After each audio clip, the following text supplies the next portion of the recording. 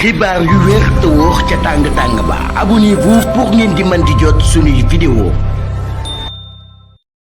dal leen ak jàmm seen chaîne bi di Buzz 221 HD kii di maître Amadou Sall di akub avocat bu kenn dootu présenté ci réew mi di Sénégal bokk tamit ci avocat yi nga xam ne ñoom ñooy plaidel kii di Lat Diop yëkkati na ay kàddu daal di xamal sénégalais yi que ne ci haute cour de justice bu nekk ci CEDEAO daal di nañuy jël ay daan daal di koy teg ci ndoddu état bu Sénégal te li ni mel lu ko daal di waral moo ngi bàyyeekoo ci client bii di Lat Diop. si li ni mel kii di Amadou Sall ne kii di Lat Diop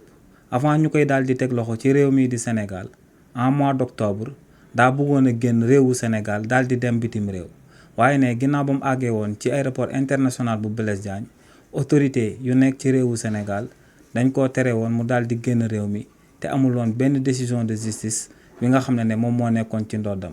ne injustice boobee client bii di Lat Diop si biiroon ci réewu Sénégal ne la jëloon daal di koy porter au niveau de la CEDEAO ngir ñooñee daal di xamal autorité sénégalais yi que ne liñ amaloon daal di koy jëmale ci jëmm client bii di Lat Diop teguñ ko ci dëgg waaye tamit teguñ ko ci yoon ne combat boobee nag mu doon mëne au niveau de la haute cour de justice bu CEDEAO ne daal dina ci am ndam ndax ne waa CEDEAO daal di nañuy jël ay daan daal di koy teg ci ndoddu autorité sénégalaise yi maanaam état bu Sénégal ne si li ni mel waa CEDEAO daal di nañu condamné état bu Sénégal à ce que mu daal di verser lu tolloo 4 millions de francs CFA client bii di Lat Diop. donc ne état bu Sénégal ci juridiction bii di CEDEAO ci haute cour de justice bi daal di nañuy jël ay daan daal di koy teg ci ndoddam te ne li ni mel moo ngi bàyyeekoo ci jëf juñ amaloon ci jëmm client bii di Lat Diop.